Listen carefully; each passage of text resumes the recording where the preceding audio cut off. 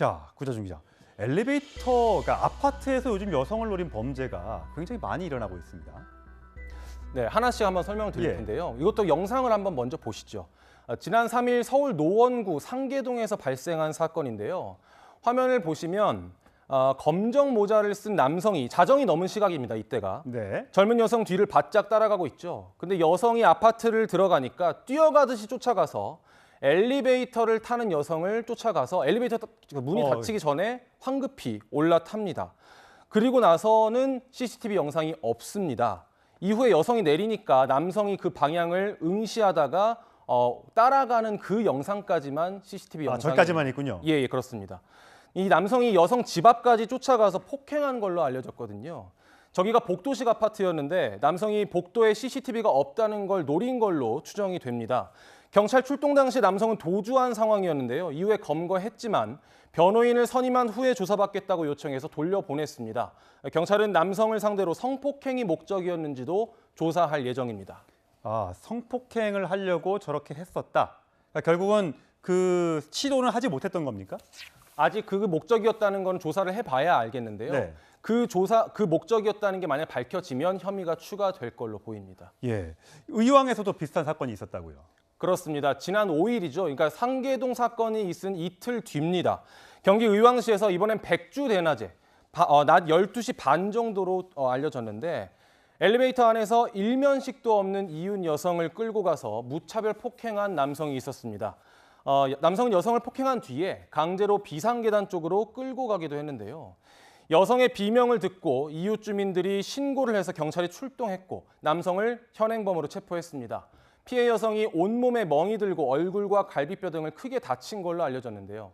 이 남성이 결국 구속이 됐는데 구속영장 심사에 출석하면서 지금 보시는 화면이 구속영장 심사 당시입니다. 네. 그 당시 취재진이 성폭행을 하려고 했느냐라고 묻자 그렇다고 대답을 했습니다. 성폭행을 하기 위해서 먼저 폭행을 하고 CCTV가 없는 쪽으로 끌고 가려고 했다는 겁니다. 네.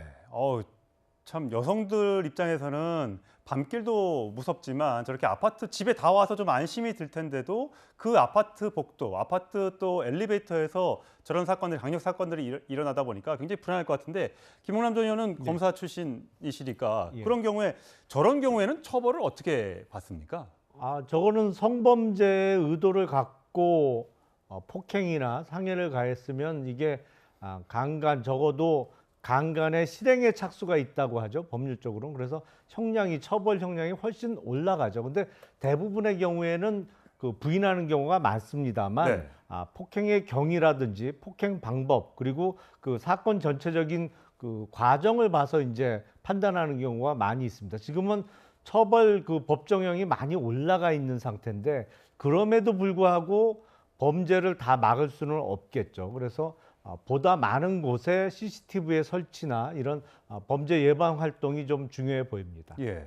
자, 구자준 기자. 그러면 사실 많은 저런 사건들이 많이 발생하고 있습니다만 잠재적인 많은 일반 소시민들을 범죄자로 볼 수는 없는 거고요. 의심할 수는 없는 건데 저런 사건들을 좀 줄이려면 어떤 대책들이 좀 있어야 될까요? 사실 앞서 소개해드린 두 가지 사건은요. 지난해 5월에 발생한 부산 돌려차기 사건과 매우 유사합니다. 네. 어떤 점에서 유사하냐면 피의자가 묻지마 폭행을 한 다음에 CCTV가 없는 쪽으로 끌고 가려고 했다는 거거든요. 그걸 알고 있었다는 거죠. 그렇죠. CCTV 사각지대를 찾는다는 공통점이 있습니다. 그래서 최대한 CCTV 사각지대를 없애기 위해서 CCTV를 추가 설치한다든지 아니면 경비 인력을 증원시키는 등의 대안이 제시되고 있고요. 특히 의왕시 범인의 경우에는 엘리베이터에 혼자 타는 여성을 기다리기 위해서 한 10분가량을 기다린 걸로 드러났습니다. 네. 그래서 엘리베이터 문에 전신 거울을 붙여서 엘리베이터에 타고 있는 사람들이 모두 서로를 볼 수 있게 하면 예. 범죄자가 조금 위축되지 않겠느냐라는 의견도 제시되고 있습니다. 예, 엘리베이터 안에도 그 전신 거울을 설치하고 엘리베이터 문이 열렸을 때 정면에도 전신 거울이 설치되어 있으면 사람들이 내리고 다는 걸 본인의 모습도 볼 수 있기 때문에 범죄 예방 효과가 있다는 얘기가 있더라고요. 근데 이제 문제는 또 비용이겠죠. 그 CCTV를 층마다 달아야 되고 복도에마다 달아야 된다면 결국 주민들의 동의가 필요할 것이고 또 그런 것들을 해결하기 위해서는 적지 않은 비용과 노력이 필요할 텐데 좀 정부에서 좀 지원해 주면 안 될까요? 그렇습니다. 현실적인 문제가 있을 겁니다. 하지만 어떤 CCTV도 사실 뭐 CCTV 사각지대 없앤다고 해서 범죄가 그럼 100% 예방되느냐 이것도 장담할 수는 없는 문제지만 하나씩 해결할 수 있는 것부터 해결을 해야 될 것 같습니다. 네. 어쨌든 이런 강력 범죄가 좀 사라지고 여성들이 좀 안심하고 길거리에 다닐 수 있도록 그런 보완 대책이 좀 마련됐으면 좋겠습니다. 근데 이 잠깐 생각이 나는 게 부산 돌려차기 사건의 경우에는 그 논란이 됐었던 부분이 있었잖아요. 그 신상을 공개하느냐 마느냐 그 부분은 어떻게 됐습니까?